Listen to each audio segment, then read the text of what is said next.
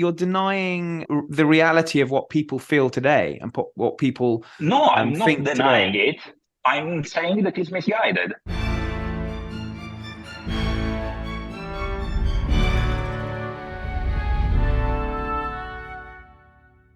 Hello and welcome to the pod. And this week it's part 2 of my Parthenon Marbles discussions. And in this episode, dear listeners, you'll hear the alternative view. My guest is Mario Trabucco della Torretta, and as you heard him there in the clip at the beginning, with me, we go at it hammer and tongs on a debate that we both care passionately about. Mario is a strong proponent of the marbles remaining in the British Museum. Part 1 with Paul Cartledge and Tessa Dunlop was released back in June, so do go back and check that out if you can. Now, importantly, dear listener, Mario and I have had this discussion with mutual respect and friendliness. The chat deals with 3 disputes: the legal, the aesthetic and the moral arguments. Links to a couple of the articles that Mario mentioned are in the show notes if you want to find out more.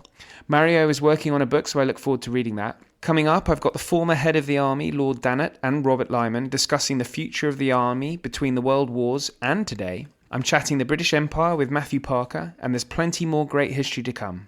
In the meantime, please share, rate and review if you can, and I'll hand you over to me talking the Parthenon Marbles with Mario Trabucco della Torretta.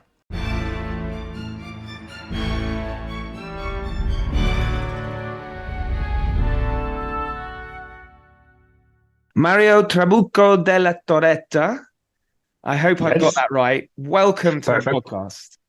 Thank you very much. Lovely to be here. It's a real pleasure to have you on. And I'm very keen to explain why we've got Mario on, is that in the wake of my chat with Paul Cartledge and Tessa Dunlop about 6 weeks ago, when we discussed the Parthenon Marbles or the Elgin Marbles, and I think we can get onto that, Mario, what we should be calling them. And Mario got in touch, and I'm really pleased he did, because as I freely admitted in that part 1 of the Parthenon Marbles chat, it was a little bit one-sided, with all three people on the podcast firmly in favor of returning the marbles. But Mario kindly got in touch with me, slightly admonishing me, quite rightly, that there was a bit of lack of balance. And I actually love having a bit of balance. So I was so pleased that you did email me. And so I just want to thank you for that. You're very kind. And so why don't we kick off with the question over the name? Because I think many people, certainly when I was growing up, I would have called them the Elgin Marbles, and up until about 20 years ago, I'd say. And then we've seen a slight name change. Now, there are specific reasons as to why they should be called the Elgin Marbles. I mean, I don't agree with them, but why don't you talk about a little bit about that, and then I can maybe give you the view of why I think they should be the Parthenon. Absolutely. So, when we refer to the Elgin Marbles, we are referring to a very specific part of the whole set of the Parthenon sculptures.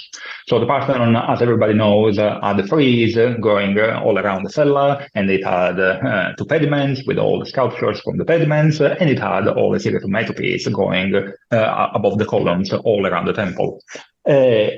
Now, half of it is in Athens, more or less, and half of it is in London. Actually, I would say half and half of what is left, because as you know, circa 1/3 of whatever was the original consistency of the decoration has been completely lost. Yes, so we will get on to which nationality of the people were responsible for that. Absolutely. Looking forward to it. And so whenever we are talking about the entirety of the decoration, absolutely, we should be using the term Parthenon sculptures, because we're referring to all the sculptural elements of the Parthenon. But when we are talking about Parthenon sculptures, the next question immediately is, which part? The part that is in London or the part that is in Athens? So whenever you're talking about the part that is in London, this has a very specific scientific and fully established name, which is the Elgin collection. So the Elgin Marbles, which are part of the Elgin collection. This Elgin collection term is even enshrined in the Act of Parliament of 1816 that vested the property, which sits with British people at large, on the trustees of the British Museum. So one of the conditions was that the collection would be called the Elgin Marbles. Therefore, there we have it. It's a term that is lawful, it's scientific, and it's specific. Yes, I understand that. And I do think it's interesting that, as you say, it was specified in the Act of Parliament for the marbles to be described as the Elgin collection. But I believe that was stipulated by Elgin himself. So perhaps rather a big-headed, ego-driven requirement of his. And he was quite well known for having rather an ego. But I think that we should mention that. But I think another reason why the Parthenon Marbles is an appropriate name for them is really because, as you say, roughly half are in London and half are in Athens. And so it does really speak to the issue that we're all dealing with, in that they form one building, the Parthenon. And as you say, half in London, half in Greece. So it really does address that issue head on by stating, where they are all based. So I do understand what you're saying about the Elgin side of things. The other thing I would say is that Elgin himself, these sculptures, and I know as a classical archaeologist yourself, you appreciate their sort of beauty and their importance culturally, sculpted by an incredible sculptor, Phidias, a genius. I mean, I've seen some of his sculptures in Olympia as well, and it is quite extraordinary. And to me, to have a minor aristocrat from the early 19th century and we can get on the legalities of the acquisition, to have him associated with these important cultural marbles seems to me just rather pig-headed to do it like that. It's aesthetically upsetting to have his name associated with such beauty. I would disagree respectfully, because I think there is a little bit of loaded language that is immediately creeping in as soon as we start talking about these things. Whenever you define, for example, Elgin as a minor aristocrat, I would say it's a little bit of a stretch, because it was an earl. Actually, he had two earldoms, so it's not exactly a nobody. I would maybe grant you middle ranking. He's not a duke, though. He's not a duke, but then there are viscounts and barons and lord of the manors below him. So I would say, yes, it's the upper middle. And on top of it, it was also elected to be one of the Scottish peers, representing the entirety of the Scottish nobility in the House of Lords in Westminster. Therefore, we have a tendency, whenever we talk about Lord Elgin, to use belittling language, because it's a figure that has been much slandered during these past 2 centuries, thanks to Lord Byron mainly, and we can go there as well. He had his own particular reasons to do so, but he was a successful diplomat. If you look at the career that he had in the army before and in the diplomatic service afterwards, he had been in Berlin, he had been in Paris, he had been in Vienna, and then he ended up being in Constantinople. It was not the kind of career that a minor aristocrat would actually be afforded. And was one career that required a certain level of mastery of his own trade, diplomacy, because much can be said about naivete when it comes to British people doing something, but definitely not when it comes to guarding their own interests. And definitely in this case, we are talking about them sending the top diplomat, the top person for the job in 1799 in the hottest diplomatic theater that there was at the time. We try to discount these and say, Elgin was such a bad person. Therefore, in a bit of a coming back of the kalos kayagatos kind of ideal, that if you are good, you must be beautiful, and if you are handsome, and then fantastic, and if you are bad morally, you must also be terrible physically. You must be even all the possible attributes of. I'm not sure I can let you say that, because Lord Byron, I think, who would line up on my side of the debate, under no stretch can be considered a nice guy. And oh no. And so I just want to slightly detach the good and bad. I mean, I just think that Elgin, who became the Earl of Elgin through accident of birth rather than through any kind of ability, having his name associated with a man such as Phidias, the genius that was Phidias, who therefore clearly created these sculptures through his genius, through his ability, his innate talent. That's not something one could argue that Elgin necessarily had to become the Earl of Elgin.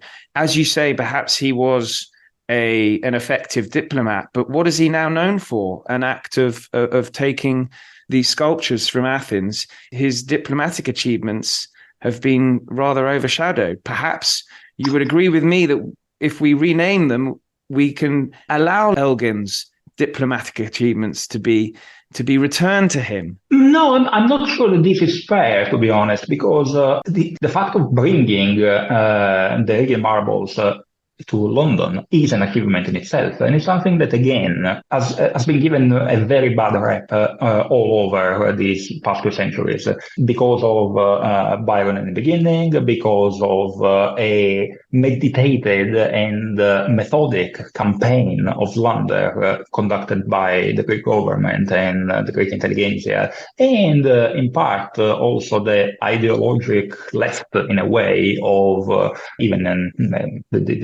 the European intelligentsias. And so it's been mischaracterized, even in this that is, as I was saying, a brilliant achievement, because if you put the man in context, and we go with this person that said, okay, yes, I'm going to go to Constantinople, I'm going to go to the Orient, and I can, in a fashion that was entirely appropriate to the time, and everybody else in his condition would have done, said, okay, I want to benefit the arts, because as I go to Greece, I want to bring something from there. And he was talking at the beginning only about measurement, about drawings, about craft. And if you look at the whole enterprise of the mission, it all goes according to plan up until the opportunity to save not just the measurements and the aesthetical attributes of these things, but the things themselves present itself. Then obviously he is the man of the hour, and he grasped it. Let's think about what was the Parthenon in July 1801 in Athens in that particular moment. It was a ruin, not because Elgin had made it so, like probably the man of the street would say to you right now, but it was a ruin because it was a ruin since 1887, when it was basically blown up by the fortunate shot, as Morosini himself dubbed it. And just for our listeners, that's 1687, I think, when the Venetians... it was being used as a magazine by the Ottomans, and the Venetians, as you say, had a bit of a lucky or unlucky shot. Lucky shot militarily, unlucky culturally, and it exploded, taking out the center of the temple. We should probably say that the Ottomans, I think it's fair to say the Ottomans did not appreciate the Acropolis for what it was historically. It was a stronghold in Mycenaean times, so you may well say that it's gone back to what it was when it was initially settled. So it's but that becomes relevant, you see, when Elgin makes his acquisition, which... Yes, absolutely, because it was a place that was already denatured in a way. It was already spoiled. So he came there just collecting the pieces. And these pieces were... I'm going to have you up on that. When you say he came to collect the pieces, he collected the pieces with saws to cut them off. I think we need to... this statement requires precising a little bit, because 85% of what Elgin collected, he collected from the ground. And whenever Jonathan Williams went to the UNESCO to talk about the museum perspective, the British Museum perspective on this... This is the Deputy Director of the British Museum, who's just had to resign over the... Indeed. And entirely unconnected. It is unconnected, actually, yes. Yeah, but I think it should be. We should get onto that. But sorry, carry on. So Winkelried and Williams said quite rightly that much of what Elgin collected was collected from the ground. There was a brouhaha of people going up and forth and saying, "Oh, he has taken everything from the walls of the temple." The walls of the temple were not there. But a substantial amount was left. sawn off there, Mario. So you would accept that?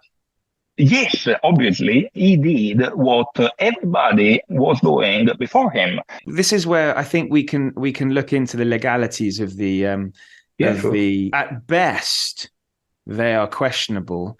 Elgin always claimed to have a firman, a Ottoman document supposedly signed by the Sultan. But it certainly doesn't exist today. I think there were translations made. The translation of the translation, that is the English translation of the Italian translation, is appended to as an appendix of the report made by the select committee. So you will find it there. There is also a beautiful article by Dieter Williams called Lord Elgin's Firman, and this one will give you four nice big shots of the 4 pages of the translation, the Italian translation, and the text in Italian and in English. The Firman, there's some dispute over whether it's legitimate, even if he was a prime minister. The Firman is meant to have been signed by the Sultan. No, it's not, because the Sultan basically makes the firmans, which are in the strictest sense the kind of religious kind of directives from the Sultan acting as in his religious capacity of supreme authority over the Muslims of the Ottoman Empire. So this justifies a little bit of the ambiguity. The problem we have is that basically any single document coming from the port in the 1700s was called a firman by any Westerner. For example, Byron mentions his own passport as, "I got a firman to go," and Elgin himself got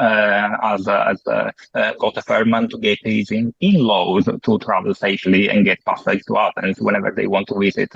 So this justifies a little bit of the ambiguity in terms of what the document is, and which we don't have. Which, I mean, of course, I'm not a lawyer, but I'd imagine that does present a few legal challenges if the original doesn't exist. We don't have the original. We have the translation, as I said. And this is a document whose existence is proved by multiple eyewitness accounts, contemporary eyewitness accounts of people like Edward Odwell, certainly not a friend of Elgin's, that said, whatever Elgin was able to do was empowered by the firman that Reverend Hunt had, and that empowered him to take any. Mario, I'm not entirely sure you're right about that, because I think a succeeding ambassador to the Ottoman Empire, Robert Adair, he would disagree completely with Elgin. I think he stated the port, that is to say, absolutely denied your having any property in those marbles. So it's not true to say that contemporaries at the time were. We are not talking about the same marbles here. That's the problem, because as demonstrated quite successfully by William Sinclair, after the marbles, the Elgin Marbles, the Parthenon part of the Elgin Marbles was successfully shipped off to England in between 1801 itself and 1804, then Lucieri remained in Athens. Juan Battista Lucieri is the painter and principal investigator on behalf of Lord Elgin, remained in Athens and continued amassing collections on his behalf. And these collections were successfully stored by Lucieri in his own house, and which were in the port of Piraeus and were ready for shipment. But it was stopped by the Ottoman officials saying, "Okay, why are you doing this?"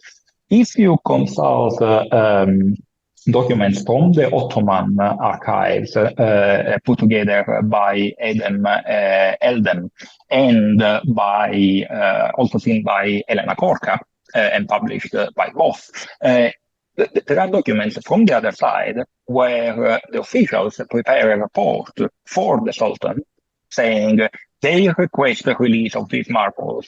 We have already investigated the question, and there is no doubt that they have purchased these marbles. These are marbles that have been purchased. The Elgin marbles, the Parthenon ones, they were granted, not purchased. Well, they were granted.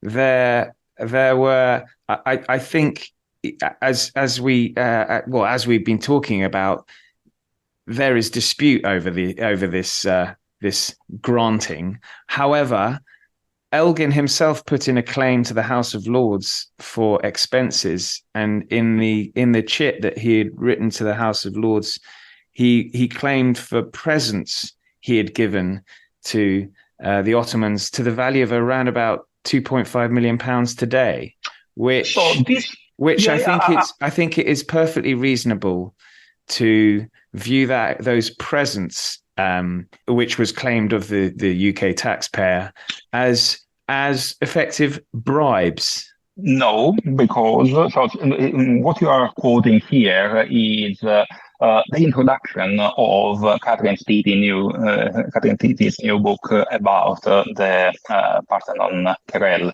and she makes a marvelous blunder, because in the note, all the prices that are expressed in the shopping list, basically 18% to the House of Commons, what you see is prices in piastres. They are the Ottoman currency, and all the prices are preceded by a P. This P was misinterpreted by Miss Titi as pounds. And so you accept that they were bribes then? No, I don't accept they were bribes, and I'm getting there. So what we are talking about is 21,900 piastres. Now, a piastre by Lord Elgin's own account was at the time 1/16 of a pound. So we are talking about a quantity that is corresponding to 1,300 and change pounds of the time. Not only that, so forget the 2.25 millions, which in today's money, which is definitely out of the blue and not warranted. We are talking about 1/3 of a pound for each one day of these 11 years. Now, this is definitely not a princely sum by any account. But on top of this, she says, Miss Titi says... You've read her book? Yes, I did. So she says that basically this is the bribe to get the Elgin marbles. Now, how come that Elgin gets permission to get the Elgin marbles in July 1801, and starts working on that, and then pays the bribe 2 years after in a comfortable installment plan? As you said at the start, he's an ambassador, a well-respected diplomat. Bribes always precede whatever they are. I don't pay bribes, so I'm not aware of when. Me neither, and neither did Elgin. That's the thing. You really believe that no payment was passed from Elgin to the Ottoman authorities? No bribe whatsoever. There is no evidence, categorically, no historical evidence that allows any historian worth its salt to establish something like this and affirm it with certainty. Just for the listeners' benefit, the book we've been talking about was published, I think, just last year. Beginning of this year, actually. The beginning of this year. The Parthenon Marbles and International Law, and that's written by Catherine Titi. Elgin planned to house the marbles in his private residence. This wasn't an altruistic... He then ran out of money, probably because of what we were just talking about, and had to then display them, didn't gain enough money, and then sold them to the British Museum to pay off his debts. That's not accurate, again, because of two reasons. One, Elgin starts negotiations to sell the marbles to the British Museum in March 1806. We have the notes from Charles Abbott, the Speaker of the House of Commons, that basically relates the conversation, and Sir John Banks was then sent to liaise with Elgin to start a conversation about them. And in 1806, in March 1806, he had not even divorced yet. So he was entirely in possession of his fortune. He was coming off as a prisoner of war from France after a successful stint as the British ambassador that had given back Egypt to the Ottoman ally. So he was at the apex, actually, of. But I didn't say that he had no money from his divorce. Absolutely. This is one of the things that people say most of the time, inverting the chronology. The other point is he had so much money that he basically purchased a home, the Park Lane home, that is the first London house of the Marbles. This is the other point to what you were observing, that is, the Marbles were meant to go to Broomhall in his residence in Scotland. Not at all, because otherwise he would have shipped them to Scotland, and they were never meant to go to Scotland. They were always meant to stay in London, where everybody could have seen them, and eventually they could be purchased by the British nation. There's no evidence that was his plan all along. Well, I would disagree. There is evidence instead. There's evidence that it happened because he eventually sold it to the museum, but there's no evidence that he plans to house it in his private residence and then sell it to the British Museum in an act of preservation when he first removed the marbles in Athens in 1801. Allow me to disagree again, because it's actually what there is no evidence for is the hypothetical destination of these marbles for Scotland or Fife, where Broomhall House is actually the Scottish resident of the Elgin. There is zero evidence of this. There is sometimes people quote or misquote, I would say, a letter from Elgin to Lucieri, where Elgin goes around saying, "I would like a bit of this, a bit of that," and then they leave out a piece, the code of the letter, where basically Elgin said, "But this is not for my house in Scotland. For these, I need other type of marbles." But obviously, it's very convenient to quote evidence up to an extent. I understand that they are common tricks they get done and used all the time. But if you go and read the entire letter, actually you can exclude that those marbles were ever meant to reach Scotland. I just want to shift the conversation, because I think we've been talking about the acquisition for quite some time. And that really deals with the legality. And I've mentioned the Catherine Titi book, which obviously looks into the legal reasons behind the whole acquisition. But just shifting it along from the legal nitty gritty, there are aesthetic reasons which are quite powerful as to why the marbles should be reunited. I see the point. In particular, yeah. So I just want to break them down briefly for the listeners, just so they're aware. I mean, there are many pieces. There's, I think, the statue of Isis. There's a statue of Poseidon. There are examples where you have a head in London. I always get this mixed up, actually. A head in London and the body in Athens. And, or vice versa, Yeah, or vice versa. You have the front of a procession in Athens, the rear in London. So that's the most obvious, I guess, aesthetic reason as to why they should be reunited. Secondly, the layout in the British Museum is just all mixed up and in the wrong place. And then, of course, you have the new Acropolis Museum, which is a beautiful building. And you clearly don't like it, but it's not just me saying that. There are plenty of people who know a lot more about these things than I do who laud the new 2009, I think it opened. Correct. Yeah. In that museum, the marbles are placed in such a position where you can see the Acropolis from the museum with that gorgeous, and you as an Italian will agree with me here, that gorgeous Mediterranean light shining onto the ancient marble. And so these rather strong aesthetic reasons are often given as to why they should be reunited. The British Museum's The room in the British Museum I always used to be in awe when I walked into that room. And it becomes, having visited the Acropolis Museum, it's lost its luster, the museum. It's a bit, there's no windows, it's rather grey. Surely that's a strong reason for them to be reunited. So I understand, obviously, the aesthetical proposition, but I would argue some three counterpoints, if you allow me. And the first one is about the integrity of the Parthenon sculptures. So, as we were saying in the very beginning, we don't have anymore one-third of sculptures that have been either blown up or converted into lime mortar by the Ottomans, or resculpted and recarved to make, for example, headstones by the garrison during the course of a couple of centuries. Yes, the Ottomans. Just sorry, Mario. I know you're in flow. Please forgive me. Just for the benefit of the listeners, the Ottomans are a occupying power. So nothing like don't go there. nothing like Greece today. Let's go to the occupying power a little bit further down the line, because there's another point that is extremely contentious. We don't have one-third of the sculptures anymore, but also there is an argument to say that the sculptures belong to the building. And so, being obviously architectural decoration, they have basically no sense without the building.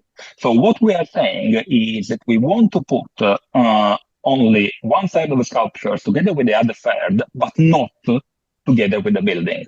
Now, that's a point that is quite important, because the first UNESCO recommendation was actually to do precisely that, unify the sculptures with the building, which now everybody since 93 onwards, since when the Greeks actually themselves decided in their wisdom to take them, the remaining Parthenon sculptures away from the Parthenon, house them in the old Acropolis Museum back then, we know that this is definitely not possible. And in a way, copies would be way more apt to replace the sculptures in the proper place on the building than the original ever could. Yeah, as you say, it's not possible. So it's not possible. So we must forget about these chimera of the integrity of the Parthenon sculptures. And on the other side, what you do is you basically break out the marbles from their new historical context. So you are basically doing an act of cultural vandalism today when we know what this means. I don't understand how you can call reuniting marbles that were back together, and call that vandalism. Because you do break up a new cultural context for a political reason, and without a substantial cultural gain on the other side. As I've just mentioned, this is for aesthetic reasons. This is an aesthetic purpose. It's not it's not for a political purpose. I mean, there are political arguments you can have, but aesthetically, in this discussion, the moral, the ethical, and the aesthetic, and they are all intertwined. We cannot just go from one to the other and say, okay, no, they are silos. And so it's perfectly legitimate to run on aesthetic ground, but not on moral grounds, not on legal grounds. And then so we'll do it all the same. No, I understand. But if you're arguing that they should remain apart for aesthetic reasons, you can't then bring in a political reason as to why. It has are you saying aesthetically that you agree, but politically you don't? I'm saying if there was no history and they were, I don't know, dumped somewhere in Greece, then I would say yes, by all means, reunite them today. But this is not the case. What we are talking about is breaking up something that is that has had its own ripple effect in the cultural history of Britain and the West, in so many ways. On the artistic side, just think of all the artists that have been inspired by the Elgin Marbles being in London and seeing them in that particular context in Bloomsbury. But that history isn't destroyed by them being returned. Well, those artists were still inspired. And let me ask you, if one of the reasons why the marbles have not been returned is because the Greek government refuses to accept the legal ownership from the British government. And so that's why there's been no loan agreement as there was with the museum in St. Petersburg. Rather saddening that occurred after the invasion of Ukraine. But let's move on. We don't want to get bogged down by that. But were the Greek government to accept the legal ownership, then they would be happy to loan the marbles on a long-term basis. So therefore, that would that destroy the historians and the artists who've been inspired? Would that be an act of cultural vandalism? A loan is by its own nature temporary, so it's a temporary displacement. That's museum. A 100-year long-term loan? I would not presume that the British Museum is willing to loan the Elgin Marbles for such a long time. The trustees, as far as we can tell, are contemplating a long-term loan whereby continued negotiations, then the UK government signs an act of parliament, therefore making the loan. I don't see this happening anytime soon. I think you're probably right. It's probably not going to happen anytime soon. Yeah. Whenever museums think about a loan, a long-term loan, they think about 10 years, not 100 years. This is a unique case. The reason to reunify the marbles is because they are part of the monument that is still standing, and it's a part of the UNESCO World Heritage List. The problem is that this is not the only case where this happens. Think about without going too far, the caryatid of the Erechtheion. It's exactly in the same conditions as the Elgin Marbles, and yet they don't ask for it. How come?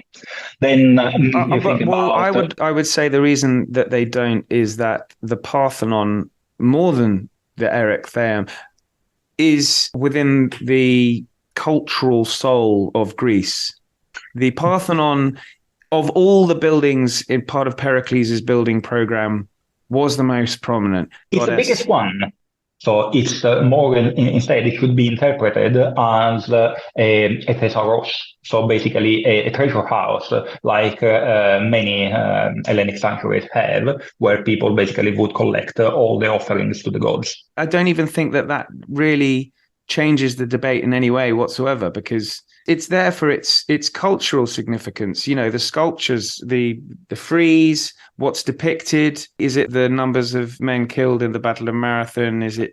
You see what I'm saying? Is that is why it's so significant. It's for its cultural power. It's not because it was a temple or was treasury in the 5th century BC. It's because of its cultural importance to Greeks. Absolutely, but more than the Erechtheion. This cultural importance is a cultural importance for the modern Greeks, not for the ancient one. For example, reflect on this fact. There are we don't live in ancient Greece, so it's almost. I know we don't, but the monument is coming from there. We're talking Athens' golden age from the 5th century. It's a symbol of the 5th century Athens. It replaced political power with cultural power, and so. Basically, we have the myth of Athens being the best and foremost of the entire Greece. That is, I would argue of all of antiquity. You as an Italian would probably disagree with me. It depends what we are talking about. For example, Syracuse was a city that arguably was as important as Athens. I'm not surprised you're arguing for that, yes. No, but I just want to shift. I think that's a bit of a red herring because it is viewed, you can't deny reality today. And I'm not just talking about Greeks, I'm talking about anyone interested in ancient Athens. Anyone that has been educated in the West or in the Western tradition would be accustomed, basically, to put the Parthenon in this kind of special place. Yeah. It was placed, actually, by English scholars on the back of Elgin, bringing the marbles over, and never left this I place. don't think anyone's could disagree with that, but that doesn't change the fact that that is the reason why so many, not everyone, so many want them returned and unified. Yes, but the reason is a political reason. It's not a cultural one. But I don't think anyone would ever deny that you can't separate the imperial power that Athens was in the 5th century from its art. It was an expression of their power. So yeah, it was, and it was when Athens was at its most powerful. So you can understand yes, it was why. Powerful. But I feel like you're kind of denying the reality of what people feel today and what people No, I'm not denying it. I'm saying that it's misguided. It is an historiographical myth that has been created for a political purpose. I understand what you're saying. I'm just saying that almost it's all in our head.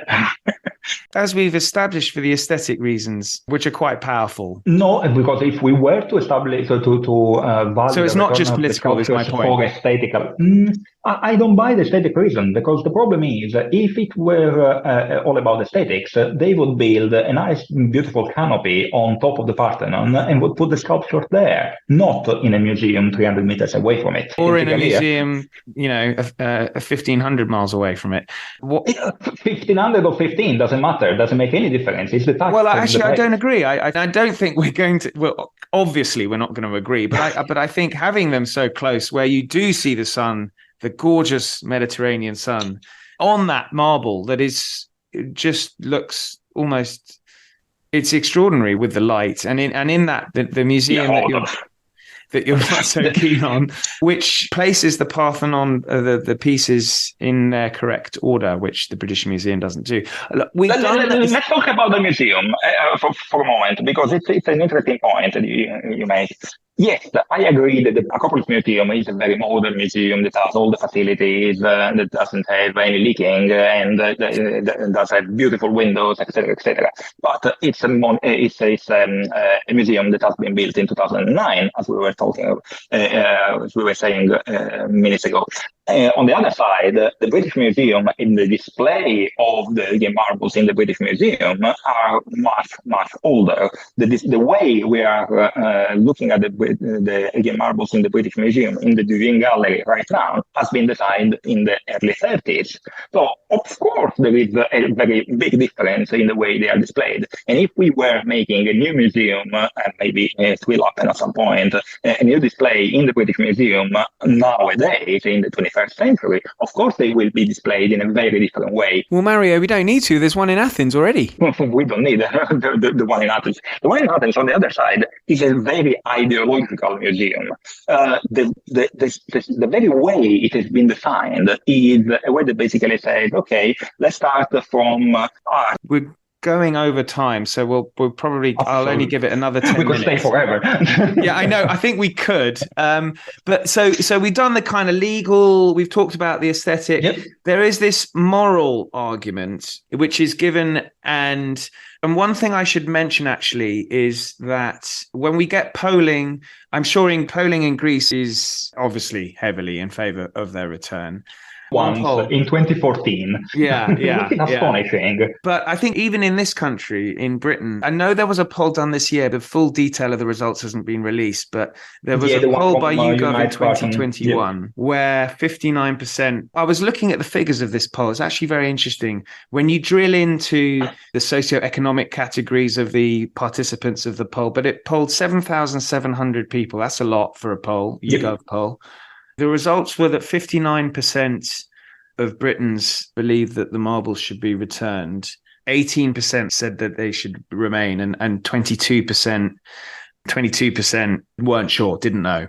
And so I think that leaves 1%, if my maths is right, and I assume they didn't pick up a phone or something. But anyway, there is a... But what's quite interesting is across all socioeconomic groups, the numbers I've just given are replicated. The only real differential, which I was quite surprised about, was in the age of people. The younger people are less in favor of return.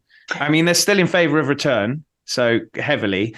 But less than which the I would have. corresponding other cores. Because I've this seen those speaks numbers to as well. because this speaks to an issue that I believe this is separate to the whole culture war debate, whereby we're talking about returning all museums' artifacts to their original location. I don't sign up to that belief, that kind of argument. And that's what I was thinking when I was looking at these poll numbers. But this argument about returning the marbles predates these relatively recent culture wars driven by Twitter and things like that. I mean, we've mentioned Byron as well. Within a few years was writing poems about how the marbles, he didn't like their removal.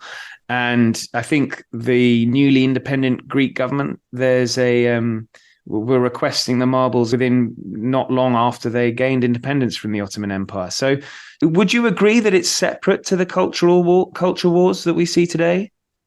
They are different cultural wars in a way. They are definitely separate from the cultural war as we are accustomed to call them right now, but only up to an extent, because if you think about the whole restitution querelle, it's all based on the idea that there are populations that have been wronged, and therefore we have some moral obligation to give back something that was taken in an unlawful and some other people say unethical way.